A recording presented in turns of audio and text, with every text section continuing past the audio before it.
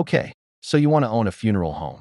A quiet, dignified building on a tree-lined street. A steady stream of families who need your services precisely because everyone, eventually, needs your services. No economic downturn changes the fact that death comes for everyone. It seems like the most recession-proof business on the planet. Guaranteed demand, forever. Simple. Here's the problem. You are about to enter one of the most quietly consolidated, tightly regulated, and financially strange industries in the entire country. And the reason it looks so stable from the outside is exactly why so few independent operators can compete with it anymore. The truth is that the funeral industry isn't really selling death care in the way people imagine. It's selling a highly specific, heavily bundled set of products and services to people who are grieving, making decisions, and comparison shopping under conditions almost no other industry gets to operate in. Once you understand that structure, the entire business, why it costs what it costs, why a handful of massive corporations quietly own more of it than you'd expect, makes sense in a completely different way. Let's start with what it actually costs to open a funeral home, because the barrier to entry here is far higher than most people assume. A funeral home needs a chapel space capable of holding a service, a preparation room with embalming equipment, cold storage, a selection room for caskets and urns, office space, and typically a fleet of vehicles including at least one hearse and a family limousine. Real estate alone, especially since funeral homes are often deliberately located in established, accessible neighborhoods where families already know them, can run anywhere from $300,000 to over $1 million depending on the market. Embalming equipment and preparation room build-out, which requires specialized ventilation, drainage, and refrigeration to meet health department standards, adds another $50,000 to $150,000. A single quality hearse alone can cost $70,000 to $150,000 new, and most funeral homes need at least 2 vehicles in their fleet to handle simultaneous services. Add licensing, which requires a funeral director to complete mortuary science education and pass state board examinations. Insurance that covers everything from embalming liability to vehicle fleets, and initial casket and urn inventory that a serious funeral home needs on display. And a realistic total startup investment lands somewhere between $700,000 and $2 million before you've served a single family.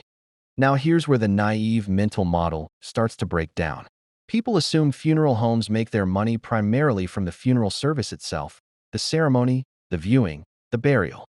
In reality, the profit structure of this industry is built almost entirely around bundling and markup on physical products. And the single largest markup in the entire business is the casket. A casket that costs a funeral home somewhere between $300 and $2,000 wholesale, depending on the material and craftsmanship, routinely gets sold to grieving families for $2,000 to $10,000 or more. That's a markup that can run anywhere from 300 to well over 1,000%. And it happens to be presented to families at precisely the moment they are least equipped, emotionally, to comparison shop or negotiate. Federal regulation, specifically the Federal Trade Commission's funeral rule, actually requires funeral homes to provide an itemized price list and to allow families to buy a casket from a third party without penalty. But industry surveys consistently show that a large share of families never ask for that itemized list and simply choose from whatever the funeral home has in its own showroom, under time pressure, during one of the worst weeks of their lives. This is the structural reality underneath the entire industry. It isn't that funeral directors are uniquely predatory people. Most genuinely see their work as a service performed with real care and compassion. Image, clean, flat illustration, professional editorial style. A kind, calm funeral director figure gently comforting a grieving family member. Solid, dusty blue background. No text. It's that the business model depends on selling physical products with enormous markup to people who are, almost by definition, not in a position to shop around the way they would for literally any other major purchase in their life. Embalming services, an optional procedure in most states unless specific circumstances require it, typically get bundled into packages as though they're mandatory and often add several hundred to over $1,000 to the total bill. Add facility usage fees for the viewing and the service, transportation fees, and administrative fees for handling permits and paperwork, and the average cost of a full-service funeral with burial in the United States now runs somewhere between $7,000 and $10,000, before the cost of the cemetery plot itself is even factored in. Now let's talk about the part of this industry that most people have never heard of, the enormous, quiet wave of consolidation that has swept through funeral homes over the past several decades. Large publicly traded death care corporations have spent decades acquiring independent, family-run funeral homes across the country. And here's the detail that surprises almost everyone. In a huge number of cases, these corporate acquirers deliberately keep the original family name on the sign outside, because that local name carries decades of trust and reputation in the community that a corporate brand simply couldn't replicate.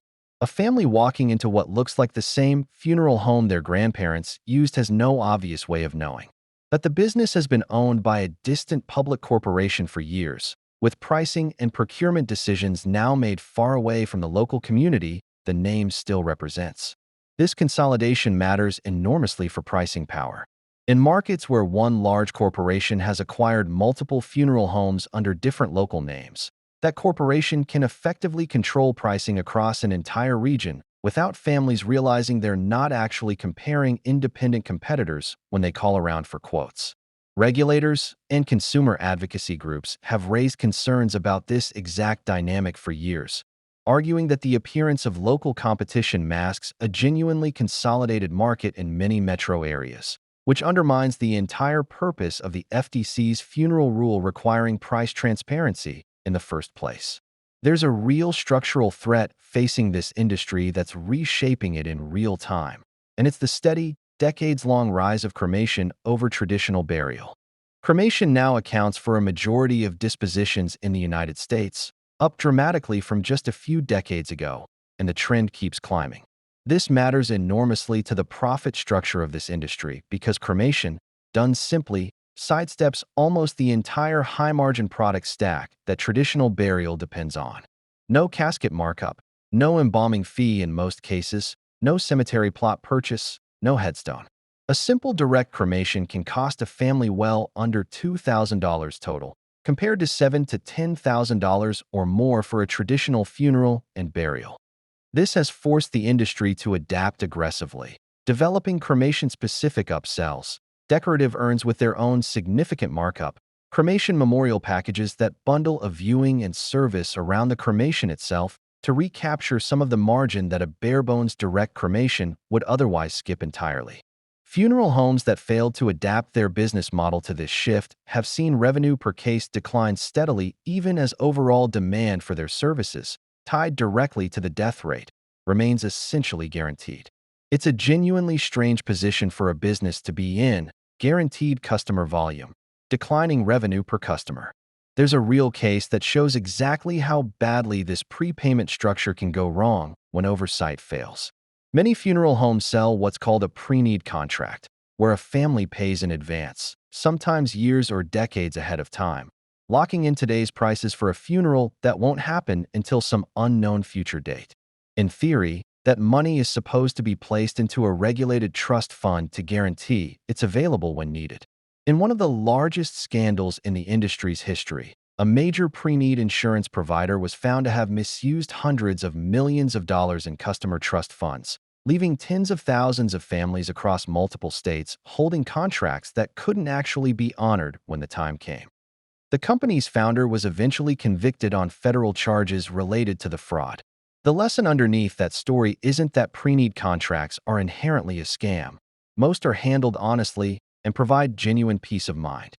It's that an industry built around collecting large sums of money today for a service delivered at an unknown point in the future creates a structural temptation for misuse that regulators have had to specifically legislate against, state by state, precisely because the incentive to raid that money before it's needed is baked into the business model itself. Let's build out what a realistic year actually looks like for an independent funeral home today.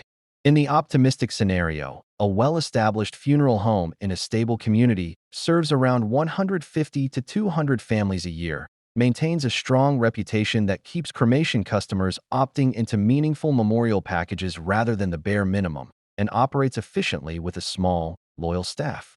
Average revenue per case, blending traditional burials and cremations with upsells, might land around $6,000, generating close to $1 million in annual revenue. After facility costs, licensed staff salaries, vehicle maintenance, and casket and merchandise procurement, a well-run independent home can net a genuinely comfortable profit margin, often in the 15 to 25% range, translating to a solid six-figure income for an owner-operator. In the realistic bad scenario, cremation rates in the local market climb faster than the funeral home has adapted its packages. A large corporate-owned competitor quietly undercuts pricing in the region using the purchasing power of dozens of other locations, and a slow year in local deaths, which does fluctuate meaningfully year to year despite the seeming inevitability of the underlying demand, reduces total case volume. Average revenue per case drops as more families opt for direct cremation with no add-ons. Fixed costs. The mortgage or lease on an expensive, purpose-built facility, licensed staff who can't easily be reduced without losing service quality, vehicle fleet maintenance, remain essentially unchanged. Profit margin can compress from a comfortable 20% down to single digits, even while the funeral home appears, from the outside, exactly as busy and dignified as it always has. So does owning a funeral home actually work as a business? The honest answer is yes, but the industry's greatest strength, guaranteed demand, is also precisely why families have so little natural leverage to negotiate, which is exactly why decades of consolidation have concentrated so much of the market into large corporations quietly operating behind familiar local names. The funeral home isn't really selling a farewell. It's selling a bundle of physical products and logistics to people who are, for one, of the only times in their entire lives, buying a five-figure purchase without the emotional capacity to shop around. And the entire pricing structure of this industry has been built, layer by layer, around exactly that reality. If breakdowns like this are exactly what you come here for, hit subscribe so you don't miss the next one, and drop a comment below with the next business you want us to take apart. We genuinely pull a lot of upcoming topics straight from the comment section.